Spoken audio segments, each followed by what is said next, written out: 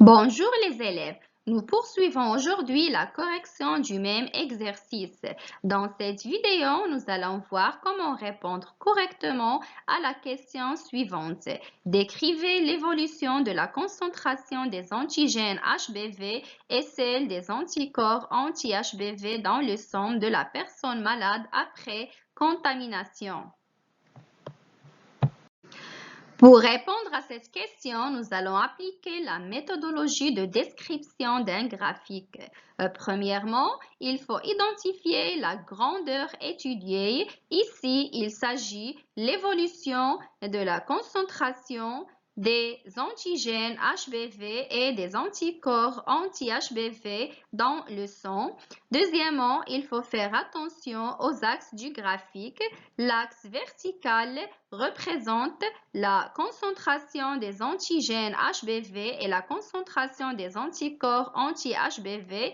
L'axe horizontal représente le temps en mois. Troisièmement, on décrit l'évolution observée. Pour cela, il faut repérer la valeur au début, utiliser des verbes appropriés comme augmente, diminue, reste stable, identifier la valeur maximale et la valeur finale, puis finalement on rédige la description en respectant l'ordre chronologique, c'est-à-dire du début vers la fin de l'évolution.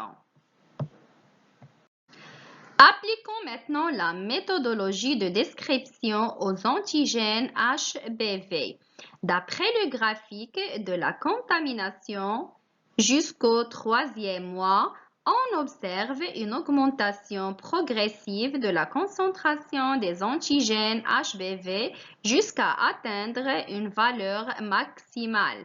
À partir du 3e mois et jusqu'au 6e mois, on observe une diminution progressive de cette concentration jusqu'à sa disparition.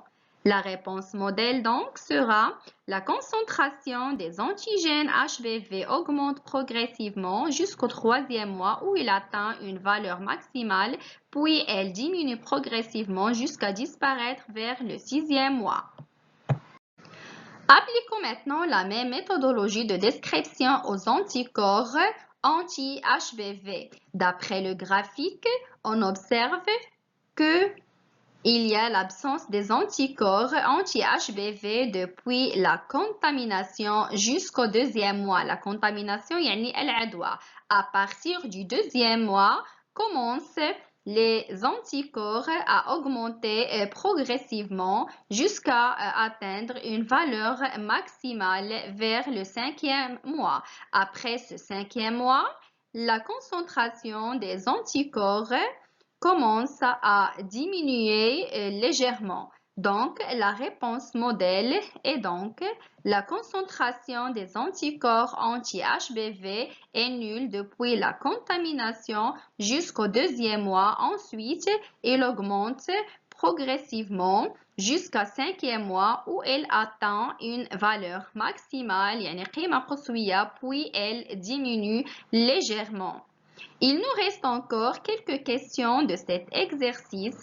On les verra ensemble dans la prochaine vidéo. À bientôt.